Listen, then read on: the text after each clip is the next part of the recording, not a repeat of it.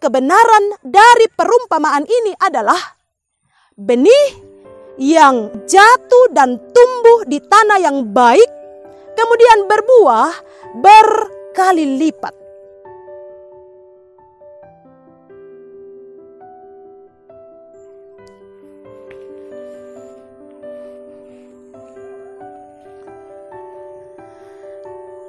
Padi yang sedang tumbuh dan berbuah lebat ini sebelumnya berasal dari bibit-bibit pada sebuah persemaian yang baik.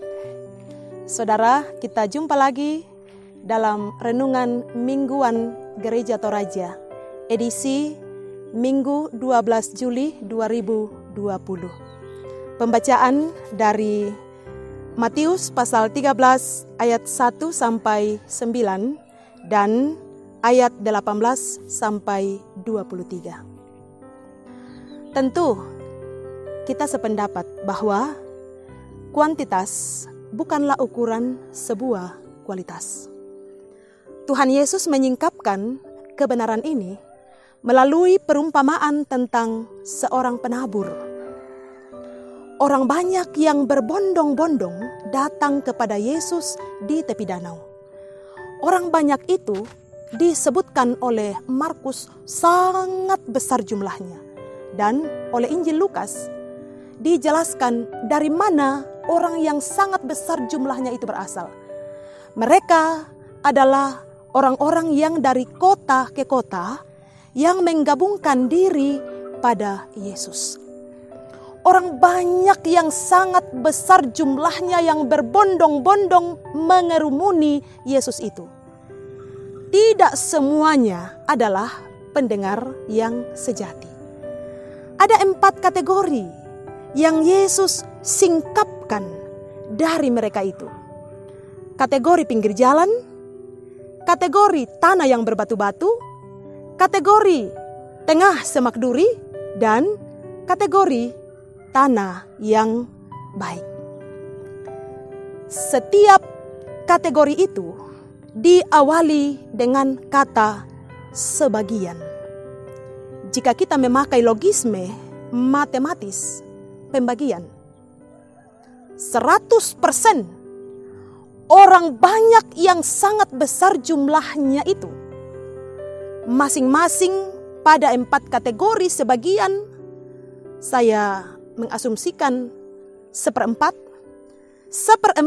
atau sebagian yang jatuh di pinggir jalan, 1/4 atau sebagian yang jatuh di tanah yang berbatu-batu, 1/4 sebagian yang jatuh di tengah semak duri adalah persemaian yang gagal. Hanya sebagian atau sekali lagi 1/4 yang jatuh di tanah yang baik.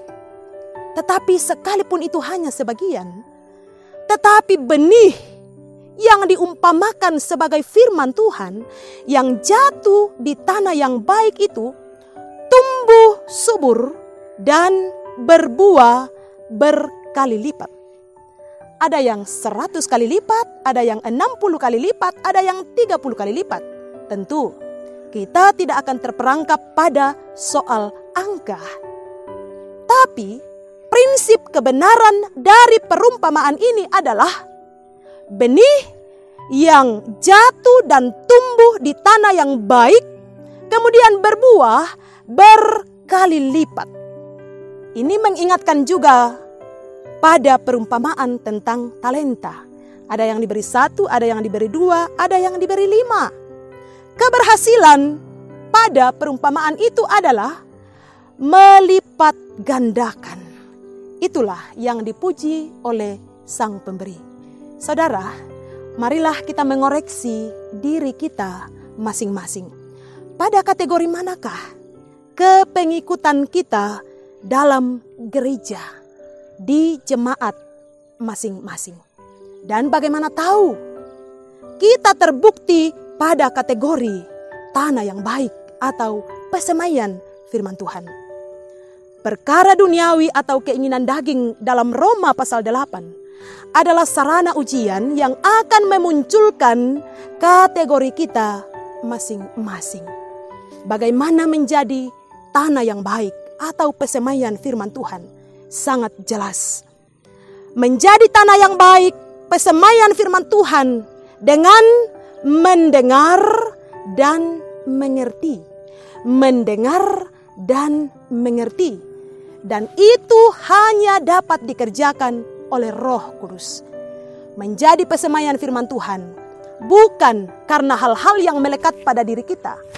Apakah karena pengetahuan, pengalaman, kepemilikan atau kekayaan, atau jabatan dan lain-lain.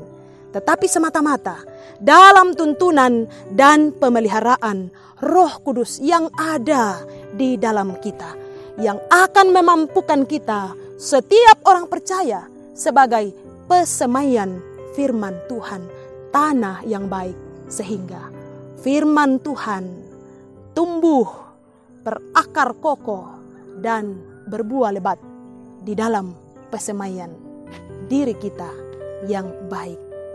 Amin.